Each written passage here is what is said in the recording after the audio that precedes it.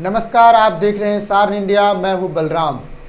आज की विस्तृत खबरों में आज सबसे पहले चर्चा है दिल्ली सेवा बिल की।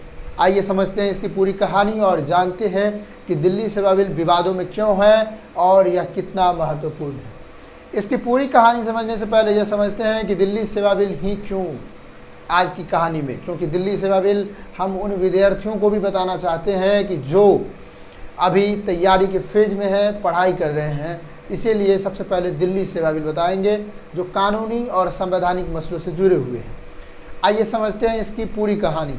इसकी कहानी शुरू होती है वर्ष 2014 में, जब पीएम नरेंद्र मोदी प्रधानमंत्री बनते हैं।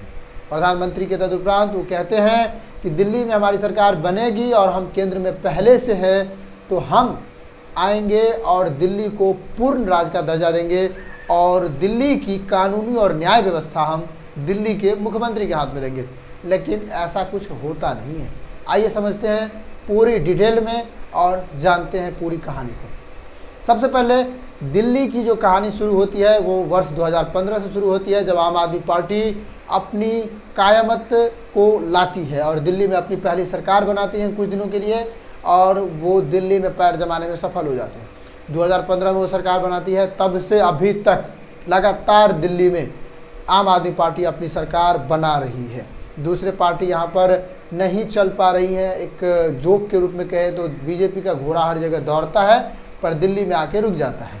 अब पता नहीं इसका क्या रीज़न है, पर आप समझते हैं दिल्ली के मुख्यमंत्री और केंद्र सरकार दोनों के बीच में हमेशा से टकराव देखने को मिलता है, और ये टकराव छोटी नहीं बल्कि बहुत बड़ी होती है। इस कहानी में ट्विस्ट तब आता है जब अरविंद केजरीवाल अपने दावेदारी को और ज़्यादा मजबूत करते हैं। जैसे कि पंजाब में अभी आम आदमी पार्टी की सरकार है और वहाँ पर मुख्यमंत्री हैं भगवंत मान, और उन्होंने गुजरात में कुछ दिन पहले अपनी पूरी ताकत के साथ कोशिश की थी कि हमारी सरकार बने। तो कहने का मतलब ये है कि जैसे जैसे आम आदमी पार्टी अपनी पाँव पसार रही है, दूसरी तरफ दूसरी पार्टियों को भी झटका लग रही है, जैसे कि बीजेपी और कांग्रेस एवं अन्य पार्टियों को। अब ये चर्चा में क्यों है? दिल्ली एक केंद्र शासित प्रदेश है, हम लोग बचपन से जानते हैं, और दिल्ली एक राज्य ना होकर एक केंद्र शासित प्रदेश है। और केंद्र शासित प्रदेश का मतलब ये होता है कि यहाँ पर केंद्र का शासन होगा, परंतु जहाँ पर दिल्ली में 70 सीटें हो और जनता हो चुनाव कर रही हो अपने मुख्यमंत्री का, और वो कानून व्यवस्था वो खुद न चलाए, तो ये बड़ी दुर्भाग्य सा लगता है। तो आइए इस चीज़ को एक बार और डिटेल से समझते हैं कि इसकी क्या है पूरा बैकग्राउंड थ्योरी। सबसे पहले क्या होता है कि दिल्ली सेवा बिल की चर्चा आती है टकराव के साथ। केंद्र सरकार और राज्य सरकार में टकराव के साथ आती है। केंद्र सरकार एक अधिनियम बनाती है 2021 में, जिस अधिनियम में कहा जाता है कि दिल्ली सरकार का मतलब लेफ्टिनेंट गवर्नर होगा। इसका तात्पर्य यह हुआ कि अब दिल्ली की जो मुख्यमंत्री है उनकी पावर अब उनकी पावर नहीं रही, बल्कि उनकी पावर अब लेफ्टिनेंट गवर्नर के हाथ में है।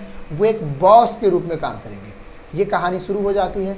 इस कहानी को लेकर थोड़ी सी और बातें चलती है। सुप्रीम कोर्ट का एक फैसला आ जाता है 2023 में, और इस फैसले को काफ़ी उत्सव मनाया जाता है आम आदमी पार्टी के द्वारा। जो फैसला था कि अब दिल्ली के मुख्यमंत्री के पास दिल्ली के कानूनी और न्याय व्यवस्था वापस मिल गई।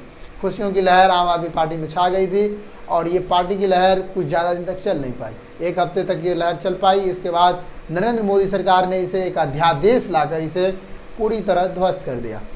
इसे ध्वस्त करने के बाद इसकी चर्चा और तेज बढ़ने लगी। जब भी कोई अध्यादेश लाया जाता है तो उस अध्यादेश को पहले सत्र में संसद के पहले सत्र में पारित किया जाता है। तो अब पहले सत्र की बारी आ चुकी थी, तो आम आदमी पार्टी अब जुड़ गए थे कि हम लोकसभा में तो बीजेपी को नहीं रोक पाएंगे क्योंकि वहाँ पर उसकी बहुमत है, लेकिन हम राज्यसभा में रोक पाएंगे। अगर आपको जानकारी के लिए मैं बता दूं कि राज्यसभा में बीजेपी के पास बहुमत नहीं है और ना ही उनके गठबंधन एनडीए के पास बहुमत है। तो इस प्रकार उसे यहाँ पर दिक्कत सामना करना पड़ रहा था। आम आदमी पार्टी के चीफ अरविंद केजरीवाल सभी राज्यों से के मुख्यमंत्रियों के साथ, उनकी पार्टियों के साथ मुलाकात की जिनके पास राज्यसभा में सीटें थी। जब उनकी मुलाकात हुई तो उनकी मुलाकात होने के बाद उन्हें समर्थन का भी वादा मिला और कई जगह नहीं भी मिला। असली कहानी शुरू होती है सोमवार को, और जब दिल्ली सेवा बिल राज्यसभा में पारित हो जाती है। इसमें तब ट्विस्ट आता है जब ओडिशा के मुख्यमंत्री नवीन पटनायक अपने बीजू जनता दल पार्टी के साथ बीजेपी के साथ मिल जाती है, और दूसरी तरफ आंध्र प्रदेश के मुख्यमंत्री जगनमोहन रेड्डी जी वो भी बीजेपी के साथ मिल जाती है, और इस प्रकार एक बड़ा सा झटका आम आदमी पार्टी आपको लगता है। इस प्रकार दिल्ली सेवा बिल की पूरी कहानी है और जानेंगे इसके परिणाम के अगले एपिसोड में।